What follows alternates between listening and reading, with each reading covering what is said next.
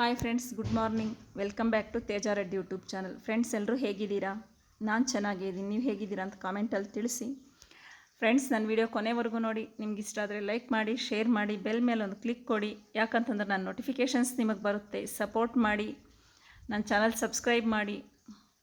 Friends, ನಾನೊಂದು ದೇವಸ್ಥಾನಕ್ಕೆ ಹೋಗಿದ್ದೆ. ಅದ್ರ ಬಗ್ಗೆ ನಿಮ್ಗೆ ಹೇಳೋಣ, ಯಾವ ಥರ ರೂಟು ಏನು ಅಂತ ನೀಟಾಗಿ ಹೇಳೋಣ ಅಂತ ಒಂದು ವಿಡಿಯೋ ಮಾಡಿದ್ದೀನಿ. ನನ್ನ ವಿಡಿಯೋ ಕೊನೆವರೆಗೂ ನೋಡಿ.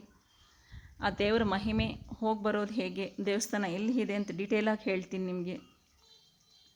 ಫ್ರೆಂಡ್ಸ್, ಇದು ಭೂವರಾಹ ಸ್ವಾಮಿ ಅಂತ ವಿಷ್ಣುವಿನ ಒಂದು ಅವತಾರ ಈ ದೇವರು. ಇಲ್ಲಿ ತುಂಬ ಶಕ್ತಿಶಾಲಿ ದೇವರಂತೆ, ತುಂಬ ಮಹಿಮೆ ನಡೆಯುತ್ತೆ ಅಂತ ಹೇಳ್ತಾರೆ. ನಾವು ಬಿಟ್ಟಿದ್ದಿಲ್ಲಿ ಬೆಳಗ್ಗೆ ಮೆಜೆಸ್ಟಿಕ್ಕಲ್ಲಿ ಒಂದು 6:45 ಹಂಗೆ ಬಿಟ್ವಿ. ಮೆಜೆಸ್ಟಿಕ್ ಹೋಗೋಷ್ಟೊತ್ತಿಗೆ 7:45 ಆಯಿತು. ಅಲ್ಲಿಂದ ಸ್ಯಾಟ್ಲೈಟ್ ಬಸ್ ಸ್ಟ್ಯಾಂಡ್ಗೆ ಹೋಗ್ಬೇಕು ನಾವು. ಬೆಂಗಳೂರಲ್ಲಿ ಸ್ಯಾಟ್ಲೈಟ್ ಬಸ್ ಸ್ಟ್ಯಾಂಡ್ಗೆ ಒಂದು 10 ನಿಮಿಷ ಇಲ್ಲ 15 ನಿಮಿಷ ಅಷ್ಟೇ ಜರ್ನಿ ಆಗುತ್ತೆ. ಬಸ್ಸಲ್ಲೇ ಹೋಗಬೇಕು ನಾವು. ಹೋಗ್ತಾ ಇರೋವಾಗ ನನಗೆ ನಮ್ಮ ನಾಡಪ್ರಭು ಕೆಂಪೇಗೌಡರ ವಿಗ್ರಹ ಕಾಣಿಸ್ತು. ಒಂದು ವಿಡಿಯೋ ಮಾಡಿಕೊಂಡೆ. ಸ್ಯಾಟ್ಲೈಟ್ ಬಸ್ ಸ್ಟ್ಯಾಂಡ್ಗೆ ಒಂದು ಟ್ರಾಫಿಕ್ ಇಲ್ಲ ಅಂದರೆ ಒಂದು 10 ನಿಮಿಷ ಬಸ್ಸಲ್ಲಿ, ಇಲ್ಲಾಂದರೆ ಒಂದು 15 ನಿಮಿಷ. ಟ್ರಾಫಿಕ್ ಏನಾದರೂ ಇದ್ದರೆ ಒಂದು 15-20 ನಿಮಿಷ ಹಿಡಿಸುತ್ತೆ. ಅಲ್ಲಿಗೆ ಹೋದರೆ ನಾವು ಭೂವರಾಹ ಸ್ವಾಮಿ ದೇವಸ್ಥಾನಕ್ಕೆ ಹೋಗೋ ಬಸ್ಸುಗಳು ಅಲ್ಲಿರುತ್ತೆ. ಇನ್ನೊಂದು ಏನಪ್ಪ ಅಂದರೆ, ನಾವು ಮಿಸ್ಟೇಕ್ ಮಾಡೋದು ನೀವು ಮಾಡೋದು ಬೇಡ. ಕರೆಕ್ಟಾಗಿ 7:30ಗೆ ಸ್ಯಾಟ್ಲೈಟ್ ಬಸ್ ಸ್ಟ್ಯಾಂಡಿಂದ ದೇವಸ್ಥಾನದವರೆಗೂ ಒಂದೇ ಬಸ್ಸೇ ಇರುತ್ತಂತೆ ಥ್ರೂ. ಆ ಬಸ್ ಸಿಕ್ಕಿದ್ರೆ ಆರಾಮಾಗಿ ಹೋಗಿ ಬರ್ಬೋದು. ಇಲ್ಲ ಅಂದರೆ 4-5 ಬಸ್ ಹತ್ತಿ ಇಳಿಬೇಕು ಬಸ್ಗೆ ಹೋಗಂಗಿದ್ರೆ. ನೀವು ಪ್ಲ್ಯಾನ್ ಮಾಡ್ಕೋಬೇಕಾದ್ರೆ ಆ ಬಸ್ಗೆ ಹೋಗೋ ಥರನೇ ನೋಡ್ಕೊಳ್ಳಿ. ನಾವು ಓನ್ ವೆಹಿಕಲ್ ಏನಾದರೂ ಇತ್ತು ಅಂದರೆ ಒಂದು 3.5 ಇಲ್ಲ 4 ಅವರ್ಸ್ ಜರ್ನಿ ಅಷ್ಟೇ ಬೆಂಗಳೂರಿಂದ.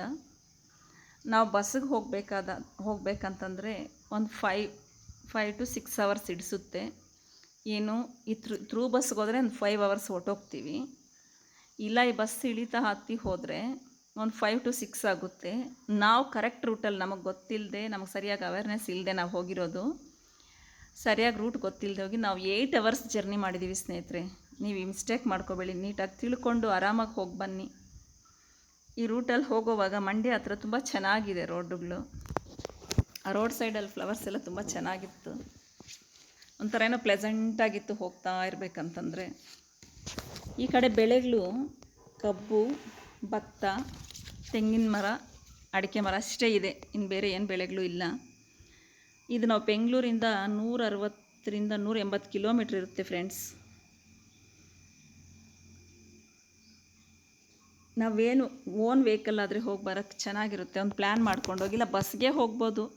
ಬಸ್ಸಿಗೆ ಹೋದರೂ ಒಂದೇ ಪ್ಲೇಸ್ ಅಂತ ಹೋಗಬೇಡಿ. ಅಷ್ಟು ದೂರ ಹೋಗಿ ಒಂದೇ ಪ್ಲೇಸ್ ನೋಡ್ಕೊಂಡು ಬರೋದು ಕಷ್ಟ.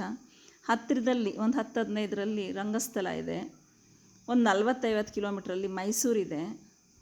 ಒಂದು 20-25 ಕಿಲೋಮೀಟ್ರಲ್ಲಿ ಮಲೆ ಮಹದೇಶ್ವರ ಬೆಟ್ಟ ಇದೆ. ಇವನ್ನೆಲ್ಲ ನೋಡ್ಕೊಂಡು ಬರೋ ಥರ ಪ್ಲ್ಯಾನ್ ಮಾಡ್ಕೊಂಡು ಹೋಗಿ. ನಾವು ಒಂದೇ ದೇವಸ್ಥಾನ ಹೋಗಿ ಬಂದಿದ್ದು ಸಖತ್ ಸ್ಟ್ರೈನ್ ಆಯಿತು.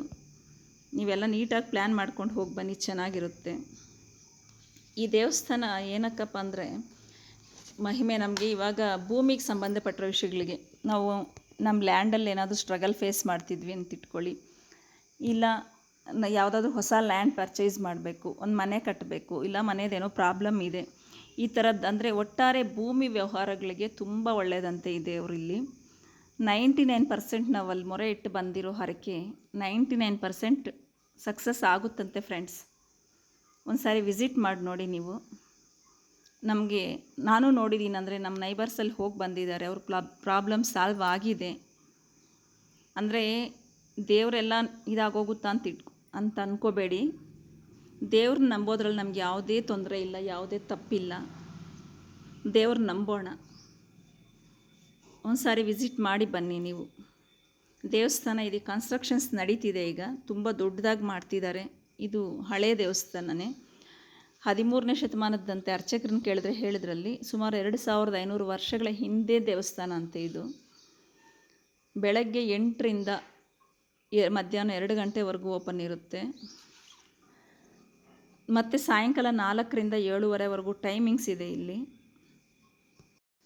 2500 ವರ್ಷಗಳ ಹಿಂದಿನ ದೇವಸ್ಥಾನನಂತೆ ಇದೆಲ್ಲರೂ ಹೇಳ್ತಾರೆ. ಇಲ್ಲಿ ಮಣ್ಣು, ಇಟ್ಟಿಗೆ, ಎತ್ಕೊಂಡು ನಾವು ಮನೆ ಕಟ್ಟಬೇಕಂತ ಅಂದ್ಕೊಳ್ಳಿ, ಇಟ್ಟಿಗೆ ಎತ್ಕೊಂಡು 11 ಪ್ರದಕ್ಷಿಣೆ ಮಾಡಬೇಕು. ಒಂದೆರಡು ಇಟ್ಟಿಗೆ ಇಟ್ಕೊಂಡು ಹೋಗಿ ಅರ್ಚಕರ ಕೈ ಕೊಟ್ಟರೆ ಅವ್ರು ಪೂಜೆ ಮಾಡಿಕೊಡ್ತಾರಂತೆ. ಅದು ನಾವು ಮನೆ ಕಟ್ಟುವಾಗ ಈಶಾನ್ಯದಲ್ಲಿ ಆ ಗೋಡೆಯಲ್ಲಿ ಹಾಕಿ ಕಟ್ಕೊಂಡ್ರೆ ನಮ್ಗೆ ಒಳ್ಳೆಯದಾಗುತ್ತೆ ಅಂತ ಹೇಳ್ತಾರೆ. ಇಲ್ಲ ಬೆಳೆಗೋ ಇಲ್ಲ ನಮ್ಮ ಮನೆಯಲ್ಲಿ ಏನಾದರೂ ತೊಂದರೆ ಇದೆ ಅಂತಂದರೆ ಅವರು ಪೂಜೆ ಮಾಡಿ ಮಣ್ಣು ಉಡ್ಡೆ ಹಾಕಿದ್ದಾರೆ ಹಿಂದ್ಗಡೆ ಈಶಾನ್ಯದಲ್ಲಿ ದೇವಸ್ಥಾನದಲ್ಲಿ ಬಳಗಡೆ. ಆ ಮಣ್ಣನ್ನು 3 ಹಿಡಿ ನಮ್ಮ ಕಷ್ಟ ಏನಿದೆಯೋ ಅದನ್ನ ಹರಕೆ ಮಾಡಿಕೊಂಡು ದೇವರಲ್ಲಿ ಮೊರೆ ಇಟ್ಕೊಂಡು 3 ಹಿಡಿ ಕವರಲ್ಲಿ ಮಣ್ಣು ಹಾಕ್ಕೊಂಡು 11 ಸಾರಿ ಪ್ರದಕ್ಷಿಣೆ ಮಾಡಿ ದೇವಸ್ಥಾನದಲ್ಲಿ ಹೋಗಿ ಅರ್ಚಕರ ಕೈಗೆ ಕೊಟ್ಟರೆ ಅವ್ರು ಪೂಜೆ ಮಾಡಿಕೊಡ್ತಾರೆ. ಅದನ್ನ ತಂದು ನಾವು ಯಾವ ಥರ ಪೂಜೆ ಮಾಡಬೇಕು ಅನ್ನೋದು ಕೂಡ ಅವರೇ ಹೇಳ್ತಾರೆ. ಅವ್ರು ಹೇಳ್ದಂಗೆ ನಾವು ಮಾಡ್ಕೊಂಡು ಹೋದರೆ ನಾವು ಅಂದ್ಕೊಂಡಿರೋದು ಸಕ್ಸಸ್ ಆಗುತ್ತಂತೆ. ಸಕ್ಸಸ್ ಆದ ತಕ್ಷಣ ನಾವು ಮತ್ತೆ ದೇವಸ್ಥಾನಕ್ಕೆ ಹೋಗಿ ಅಲ್ಲಿ ಪೂಜೆ ಮಾಡ್ಕೊಂಡು ಬಂದು ಅದನ್ನ ಮಣ್ಣಿದೆ ಅಲ್ಲ ಅದನ್ನ ನಾವು ತುಳಸಿ ಗಿಡದಲ್ಲಿ ಹಾಕಬೇಕಂತೆ. ಹೇಗೆ ಮಾಡಬೇಕು ಅಂತ ಅವ್ರು ನೀಟಾಗಿ ಹೇಳ್ತಾರೆ. ತುಂಬ ಒಳ್ಳೇದಂತೆ ಎಲ್ಲರೂ ಹೇಳ್ತಾಯಿದ್ರು. ಒಂದು ಸಾರಿ ವಿಸಿಟ್ ಮಾಡಿ ಸ್ನೇಹಿತರೆ. ನನ್ನ ಚಾನಲ್ ಸಬ್ಸ್ಕ್ರೈಬ್ ಮಾಡಿ. ಡೆವಲಪ್ ಇಲ್ಲ ನನ್ನ ಚಾನಲ್ ಯಾಕೋ. 1 ವರ್ಷ ಆಯಿತಾ ಆಲ್ರೆಡಿ ನನ್ನ ಚಾನಲ್ ಓಪನ್ ಮಾಡಿ. ಸ್ವಲ್ಪ ಸಪೋರ್ಟ್ ಮಾಡಿ ಫ್ರೆಂಡ್ಸ್. ನೋಡ್ತೀರಾ, ವಿಡಿಯೋನ ನೋಡ್ತೀರಾ, ಒಂದು ಸಣ್ಣದಷ್ಟೇ ಸಬ್ಸ್ಕ್ರೈಬ್ ಬಟನ್ ನಂಗೆ ಅದಂದರೆ ನನಗೆ ಅದೊಂದು ಎಷ್ಟೋ ಹೆಲ್ಪ್ ಆಗುತ್ತೆ. ನೋಡ್ತೀರಾ, ಸುಮ್ಮನೆ ಆಗ್ತಿದ್ದೀರಾ. ಪ್ಲೀಸ್ ಸಬ್ಸ್ಕ್ರೈಬ್ ಮಾಡಿ ನನ್ನ ಚಾನಲ್ನ. ಇಲ್ಲಿ ಪೂಜೆ ಮಾಡಿಕೊಂಡು ಇನ್ನೊಂದೇನೆಂದರೆ ಇಲ್ಲಿ ಊಟದ ವ್ಯವಸ್ಥೆ ತುಂಬ ಚೆನ್ನಾಗಿದೆ. ಇದು ಒಂದು ಹಳ್ಳಿ ಥರ ಇರೋದು ಪ್ಲೇಸು. ನಮಗೆ ಹೋಟ್ಲು ಆ ಥರದ್ದೇನೂ ಸಿಗೋದಿಲ್ಲ. ದೇವಸ್ಥಾನದವರೇ ಊಟ ಕೊಡ್ತಿದ್ದಾರೆ. ತುಂಬ ಚೆನ್ನಾಗಿದೆ ಊಟ. ಅದೊಂದು ತುಂಬ ಅನುಕೂಲ ಜನರಿಗಿಲ್ಲಿ. ಇಷ್ಟು ದೂರ ಇದ್ದರೂ ಕೂಡ ಎಷ್ಟು ಕ್ರೌಡ್ ಇದ್ದಾರೆ ಅಂದರೆ ಅಷ್ಟು ಕ್ರೌಡ್ ಇದೆ. ಜನ ತುಂಬ ಬರ್ತಿದ್ದಾರೆ. ದೇವಸ್ಥಾನನೂ ಕಳ್ಳಿನಲ್ಲಿ ತುಂಬ ಎಲ್ಲನೂ ಸ್ಟೋನಲ್ಲೇ ಮಾಡ್ತಿದ್ದಾರೆ. ಚೆನ್ನಾಗಿ ಮಾಡಿದ್ದಾರೆ ಡಿಸೈನ್ ಎಲ್ಲನೂ. ತುಂಬ ದೊಡ್ಡ ದೇವಸ್ಥಾನ ಮಾಡ್ತಿದ್ದಾರೆ.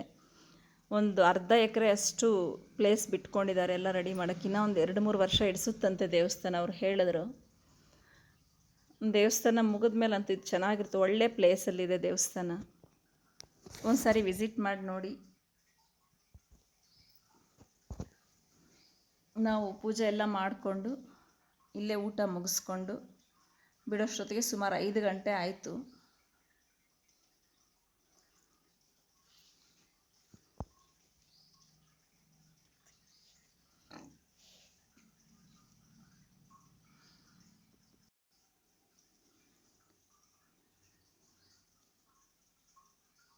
ತುಂಬ ಕ್ರೌಡ್ ಇದ್ದಾರೆ ಜನ. ತುಂಬ ಜನ ಬಂದಿದ್ದರು. ನಮ್ಮ ಕಡೆಯವರೇ ಅಲ್ಲ, ತಮಿಳ್ನಾಡಿಂದ ಆಂಧ್ರದಿಂದ ತುಂಬ ಜನ ಬಂದಿದ್ದಾರೆ. ದೇವಸ್ಥಾನ ಸಖತ್ತಾಗಿ ಮಾಡಿದ್ದಾರೆ. ಅರ್ಚಕರು ಕೂಡ ಅಷ್ಟೇ ನೆಮ್ಮದಿಯಿಂದ ಪೂಜೆ ಮಾಡಿಕೊಡ್ತಾರೆ. ನೀಟಾಗಿ ಹೇಳ್ತಾರೆ ನಮಗೆ ಯಾವ ಥರ ಮಾಡಬೇಕು ಏನು ಮಾಡಬೇಕು ಅಂತ. ಅರ್ಜೆಂಟ್ ಮಾಡಲ್ಲ. ದೇವ್ರನ್ನ ನೀಟಾಗಿ ನೋಡೋಕ್ಕೆ ಬಿಡ್ತಾರೆ. ಇನ್ನೊಂದು ಏನಪ್ಪ ಅಂದರೆ ದೇವ್ರನ್ನ ವಿಡಿಯೋ ಮಾಡೋಕ್ಕೆ ಬಿಡಲಿಲ್ಲ ನನಗೆ ಅವರು. ಆದರೂ ಒಂದು ಫೋಟೋ ತಗೊಂಡೆ. ಅವ್ರು ನೋಡ್ದಿರಾ, ಅದೊಂದು ಅಲೋ ಇಲ್ಲ, ಮೊಬೈಲ್ ಅಲೋ ಇಲ್ಲ ಇಲ್ಲಿ ಭೂವರಹಸ್ವಾಮಿ ಶ್ರೀದೇವಿ ಭೂದೇವಿ ಸಮೇತ ಇದ್ದಾರೆ. ಏನಾದರೂ ಬೇಕಾದರೆ ನಮ್ಗೆ ಡೀಟೇಲಾಗಿ ಆ ಫೋನ್ ನಂಬರ್ ಇದೆಯಲ್ಲ ಆ ನಂಬರ್ಗೆ ಕಾಲ್ ಮಾಡಿದ್ರೆ ಅವ್ರು ಹೇಳ್ತಾರೆ. ಮುಗಿಸ್ಕೊಂಡು ಊಟದ ವ್ಯವಸ್ಥೆ ತುಂಬ ಚೆನ್ನಾಗಿದೆ. ನೀಟಾಗಿ ಮಾಡ್ತಾರೆ, ನೀಟಾಗಿ ಮೇಂಟೈನ್ ಮಾಡಿದ್ದಾರೆ. ನಾವು ಹೋದ ದಿನ ಸ್ವೀಟ್ ಪೊಂಗಲ್ಲು ವಾಂಗಿಬಾತು ಮಾಡಿದ್ರು. ಸಖತ್ ಟೇಸ್ಟ್ ಇತ್ತು, ಚೆನ್ನಾಗಿತ್ತು. ಹೊಟ್ಟೆ ತುಂಬ ತೃಪ್ತಿಯಾಗಿ ತಿನ್ಬೋದು ಊಟ ಇಲ್ಲಿ. ಇನ್ನೊಂದೇನೆಂದರೆ ಫ್ರೀಯಾಗಿ ಟೆಂಪಲ್ಗೆ ದಾನ ಮಾಡಿದಾರಂತೆ ಹಸುಗಳನ್ನ. 50ರಿಂದ 60 ಹಸುಗಳಿದ್ದಾವೆ ಫ್ರೆಂಡ್ಸ್.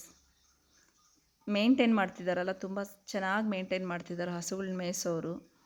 ತುಂಬ ನೀಟಾಗಿ ಮೇಂಟೈನ್ ಮಾಡ್ತಿದ್ದಾರೆ. ಈ ಹಸುಗಳಲ್ಲಿ ಬರೋ ಹಾಲನ್ನೇ ಪ್ರಸಾದಕ್ಕೆ ಯೂಸ್ ಮಾಡ್ತಾರಂತೆ. ತುಪ್ಪ, ಹಾಲು, ಮೊಸರು ಎಲ್ಲ ತುಂಬ ಚೆನ್ನಾಗಿ ಮಾಡಿದ್ದಾರೆ ದೇವಸ್ಥಾನ. ಒಂದು ಸಾರಿ ವಿಸಿಟ್ ಮಾಡಿ ನೋಡಿ. ಈ ಪಕ್ಕದಲ್ಲಿ ನದಿ ಇದೆ. ನದಿ ಮಳೆ ಇಲ್ಲಿ ಯಾವ ತಿಂಗಳಲ್ಲಿ ಏಪ್ರಿಲ್ ಒಳಗಡೆ ಹೋದರೆ ನದಿ ತುಂಬ ನೀರಿರುತ್ತಂತೆ, ಚೆನ್ನಾಗಿರುತ್ತೆ. ಆಗ ನದಿಯಲ್ಲಿ ಸ್ನಾನ ಮಾಡಿ ದೇವಸ್ಥಾನಕ್ಕೆ ಹೋಗ್ತಾರಂತೆ, ನದಿಯಲ್ಲಿ ಮುಳುಗಿ. ನಾವು ಹೋದಾಗ ನದಿಯಲ್ಲಿ ನೀರು ಇರಲಿಲ್ಲ, ಎಲ್ಲೋ ಒಂದು ಸ್ವಲ್ಪ ಆಯಿತು. ನಾವು ನದಿ ಕಡೆ ಏನು ಹೋಗಲಿಲ್ಲ.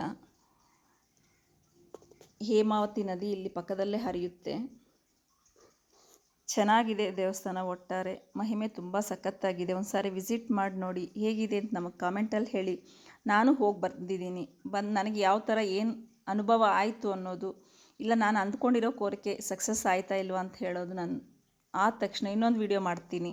ಅದರಲ್ಲಿ ಹೇಳ್ತೀನಿ. ಒಂದು ಸಾರಿ ವಿಸಿಟ್ ಮಾಡಿ ಬನ್ನಿ. ಡೌಟ್ ಏನಾದರೂ ಇದ್ದರೆ ನನ್ನ ಕಮೆಂಟಲ್ಲಿ ತಿಳಿಸಿ. ಇಲ್ಲಿ ತುಂಬ ಫೀಲ್ಡ್ ಇದೆ, ಪಾರ್ಕಿಂಗ್ ಎಲ್ಲ ಪ್ಲೇಸ್ ಚೆನ್ನಾಗಿದೆ. ಒಂದು ಸಾರಿ ವಿಸಿಟ್ ಮಾಡಿ, ಆದಷ್ಟು ಪ್ಲ್ಯಾನ್ ಮಾಡ್ಕೊಂಡು ಹೋಗಿ ಬನ್ನಿ. ನನ್ನ ಚಾನಲ್ ಸಬ್ಸ್ಕ್ರೈಬ್ ಮಾಡಿ. Thank you for watching.